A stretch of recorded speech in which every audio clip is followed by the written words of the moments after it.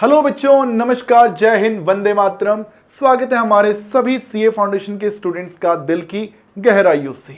CA foundation की परीक्षा में हम सभी चाहते हैं कि यार पेपर की तैयारी बहुत बढ़िया से हो जाए, और पेपर की तैयारी तो हो ही जाए, साथ में एग्जाम भी हम बढ़िया से लिखकर आ जाएं। लेकिन एग्जाम लिखना बात की बात है, पहले हमारा मेन फोकस रहना चाहिए हमारी तैयारी के ऊपर। और अभी ये जो प्रिपरेशन का जो टाइम चल रहा है, यहां पर हर बार बहुत सारे बच्चों के द्वारा कई सारी मिस्टेक्स करी जाती हैं, और मिस्टेक्स अभी कर लेते हैं और बाद में सोचते हैं कि यार ये चीजें ना हमको नहीं करनी चाहिए थी। बात सिर्फ क्वांटिटेटिव एप्टीट्यूड की नहीं कर रहा हूं, चारों सब्जेक्ट्स की बेटा मैं यहां पे बात करूंगा।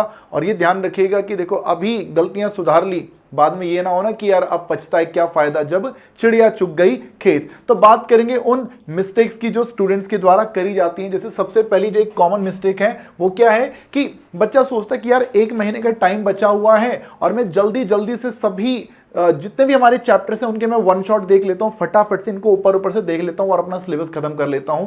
बच्चा सोचता है कि 100% सिलेबस की मैं तैयारी कर लूंगा ढंग से, एकदम बढ़िया से, और फिर मैं एग्जाम में लिखने चले जाऊंगा। भाई याद रखिएगा, जब टाइम कब बचता है, टाइम जब हमारे पास कम बचता है, तो उस सिचुएशन में ना 100% सिलेबस की प्रिपरेशन बहुत ही अच्छे तरीके से नहीं हो पाती है। तो यहां पर हमेशा एक जो निंजा जो टेक्निक क्या रहती है वो ये होती है कि यार हमें ना 60, 70, 75% सिलेबस की ही हमें तैयारी करनी चाहिए। और जो चैप्टर हम पढ़ रहे हैं ना यार, उन चैप्टर को हमें इतना अच्छे से करना चाहिए कि वो चैप्टर एग्जाम में अगर आ जाए तो वहां हमारी कोई मिस्टेक ना हो। सोचो एक बच्चा, जिस बच्चे ने ऊपर ऊपर से सारे चैप्टर खत्म कर लिए और एग्जाम में जब क्वेश्चन आ रहा है तो भैया वो वहां पे एक भी क्वेश्चन नहीं कर पा रहा है, भाई वहां पर उसके 30 नंबर भी नहीं आएंगे यार। बड़े एक बच्चे ने जिसने 70 नंबर की तैयारी बहुत अच्छे से कर रखी होगी, उसकी ये गारंटी है कि भैया वो 70 में से कम भाई 50-55 तो एग्जाम में ले ही आएगा, और एटलीस्ट उसका जो एग्जाम है वो क्लियर जरूर हो जाएगा यार। देखिए यहां पर ना भाई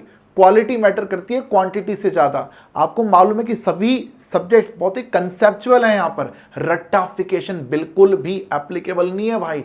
तो कंसेप्ट समझ लीजिए अच्छे से और फिर बेटा एग्जाम की तैयारी में उतरिए। तो ये कॉमन मिस्टेक है कि भैया जो भी चैप्टर पढ़ रहे हैं उसको ढंग से नहीं पढ़ रहे हैं। भाई याद रखिए, जो पढ़ना है अच्छे से पढ़ना, यानी ऊपर ऊपर से कर लिया, याद रखिएगा इस बात को। बात करेंगे अगली एक कॉमन मिस्टेक जो बच्चों के द्वारा करी जाती है, और वो क्या है कि एक ही सब्जेक्ट पे फंसे रह जाना और बाकी सब्जेक्ट को इग्नोर कर देना। और ये एक ऐसी चीज है जो बच्चे गड़बड़ करते हैं। भाई लोग आप सोचिए, आप अकाउंट्स में पास हो गए, इकोनॉमिक्स में पास हो गए, आप लोग लॉ में पास हो गए, आपने क्यूए को टाइम नहीं दिया। और चलो ठीक है, सबसे जो बुरी जो चीज लगती है, क्यूए में पास हो गए, लॉ में पास हो गए, बच्चा अकाउंट्स में पास हो गया। लेकिन मैंने पिछले अटेम्प्ट में ऐसे बच्चे देखे जिन्होंने इकोनॉमिक्स क्लियर नहीं कर पाए।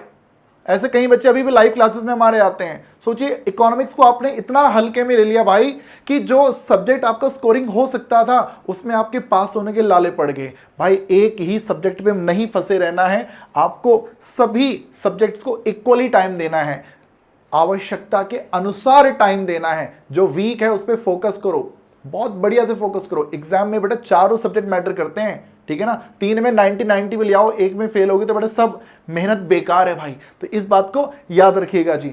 फिर एक जो सबसे जो इंपॉर्टेंट बात भाई हमारे सामने आती है, और वो क्या है कि हमारे जो स्टूडेंट्स हैं ना, वो एग्जाम की तैयारी करते हैं, सब पढ़ लेते हैं, रिवीजन भी हो जाती है, बट मॉक टेस्ट पेपर जो है वो लोग नहीं बनाया करते हैं। मॉक टेस्ट पेपर से जो दूर भागने का जो काम करता है भाई, वो एग्जाम के दिन पछताया करता है।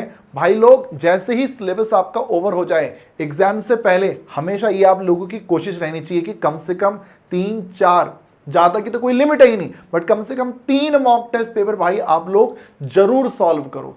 3 मॉक टेस्ट पेपर अगर आप बनाओगे तो यार एटलीस्ट आपको एक आइडिया हो जाएगा कि एग्जाम में हमें किन क्वेश्चंस को पहले अटेम्प्ट करना है, किस तरह के क्वेश्चंस को छोड़ना है, कौन से आपके स्ट्रांग पॉइंट है, कौन से आपके वीक पॉइंट है, उनका आइडिया पहले से आपको रहेगा। एग्जाम के टाइम पे अचानक से आपको धप्पा नहीं बेटा होना पड़ेगा यार। तो ये चीज भाई करेंगे तो यार आपका बेड़ा पार होगा। कुछ कॉमन प्यारी प्यारी सी बातें भाई मैंने आप लोगों को बताई हैं, जरा कॉमेंट करके बताना कि क्या आप उन्हीं बच्चों में से तो नहीं है जो इनमें से किसी एक मिस्टेक को कर रहा हो यार, और या फिर कोई बच्चा ऐसा हो जिसका ये सेकंड अटेम्प्ट हो और उसने पिछले अटेम्प्ट में इस तरह की कोई मिस्टेक्स करी होंगी, वो कमेंट करके भाई आप लोग जरूर बताइएगा। बाकी देखो तुम्हारा भाई अनुराग चौहान तुम्हारे साथ तो यार लगातार YT पे लाइव है ही, ऐप के माध्यम से भी लाइव बेटा हम आपके साथ बने हुए हैं। दिक्कतें परेशानियां जो भी लग रही हैं आप हमारे साथ शेयर कर सकते हैं और एग्जाम की बेटा अच्छे से आप लोग प्रिपरेशन करते रहिए भाई। All the best.